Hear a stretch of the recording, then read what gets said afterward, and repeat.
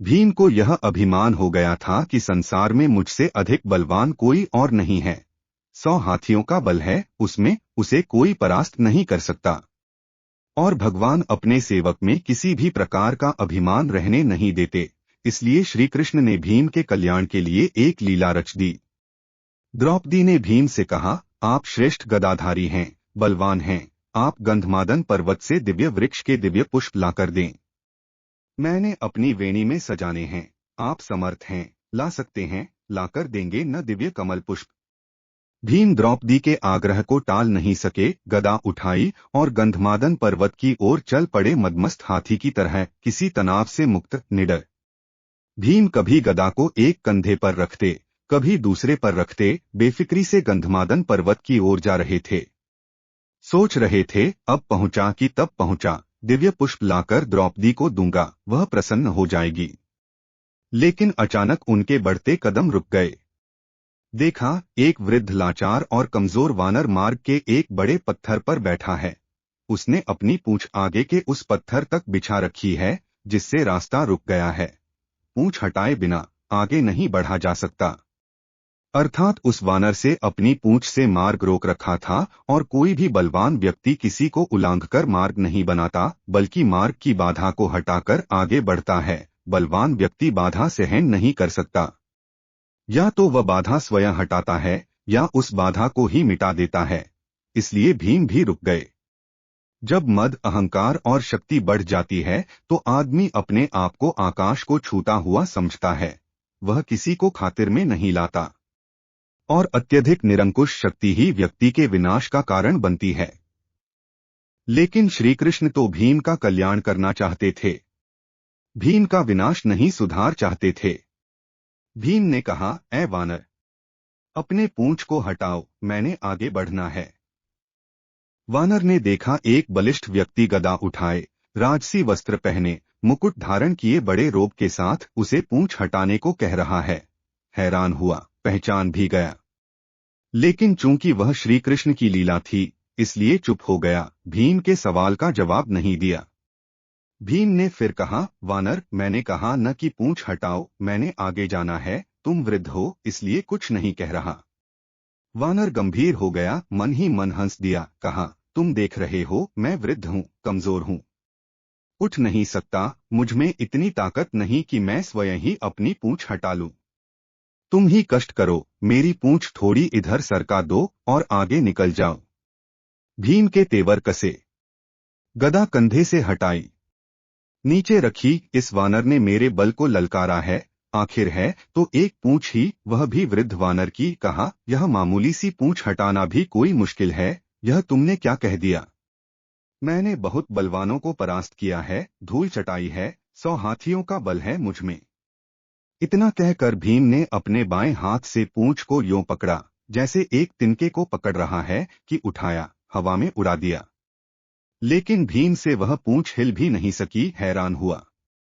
फिर उसने दाएं हाथ से पूंछ को हटाना चाहा, लेकिन दाएं हाथ से भी पूंछ तिलमात्र नहीं हिली। भीम ने वानर की तरफ देखा। वानर मुस्करा रहा था।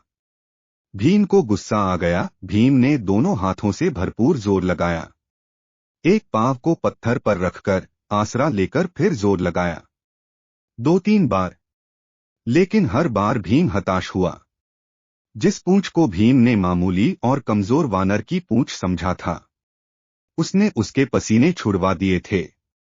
और भीम थककर, निढाल होकर एक तरफ खड़ा हो गया, सोचने लगा, यह कोई मामूली वृद्ध वानर नहीं है, यह दिव्य व्यक्ति है, और इसकी असीम शक्ति का मैं सामना नहीं कर पाऊंगा। विनम्र और झुका हुआ व्यक्ति ही कुछ पाता है, अकड़ उसे ले डूबती है, ताकत काफूर हो जाती है। और भीम वाकई वृद्ध वानर के सामने कमजोर लगने लगा। मद और अहंकार काफूर हो गया।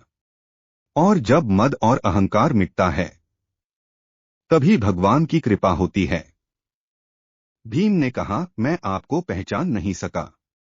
जिसकी पूंछ को मैं उठा नहीं सका, वह कोई मामूली वानर नहीं हो सकता। मुझे क्षमा करें, कृपया अपना परिचय दें। वानर उठ खड़ा हुआ, आगे बढ़ा और भीम को गले लगा लिया। कहा, भीम, मैं तुम्हें पहचान गया था, तुम वायुपुत्र हो। मैं पवन पुत्र हनुमान हूँ, श्री राम का सेवक।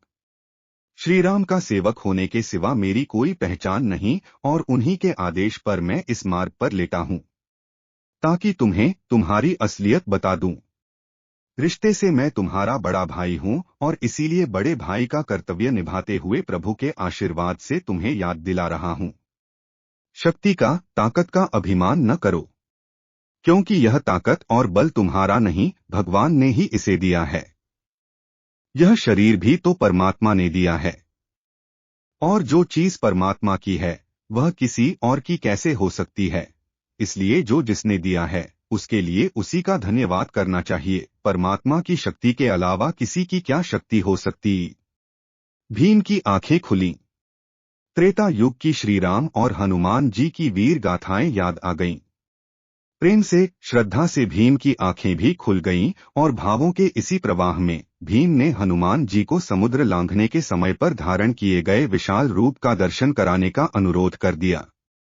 और हनुमान जी ने श्री राम की कृपा से अपना आकार वैसा ही बढ़ाया जैसा उन्होंने 100 योजन समुद्र लांघने के समय धारण किया था। यह देख भीम हैरान रह गया। वह कभी हनुमान जी के चरणों में देखता और कभी उनके आकाश छूते मस्तक को, जिसे वह देख ही नहीं पा रहा था। हनुमान जी ने कहा, भीम, मेरे इस रूप को तुम देख नहीं पा रहे, लेकिन मैं श्री राम की कृपा से इससे भी बड़ा रूप धारण कर सकता हूँ। भीम ने हाथ जोड़कर सिर झटक दिया और हनुमान जी के चरणों में गिर पड़ा। भौतिक पद, प्रतिष्ठा और धन का अभिमान कैसा? ये तो कभी भी नष्ट हो सकते हैं। भौतिक पदार्थ भौतिक सुख ही देते हैं, लेकिन परमात्मा की कृपा तो शाश्वत होती है, जिसे कोई छीन नहीं सकता, चोर चुरा नहीं सकता। आदमी को उसी दायरे में रहना चाहिए जिसमें परमात्मा रखे। परमात्मा की इच्छा के बिना तो पत्ता भी नहीं हिल सकता। इंसान की जिंदगी का क्या भरोसा, किसी भी मोड़ पर 4 कदम की दूरी पर खत्म हो सकती है।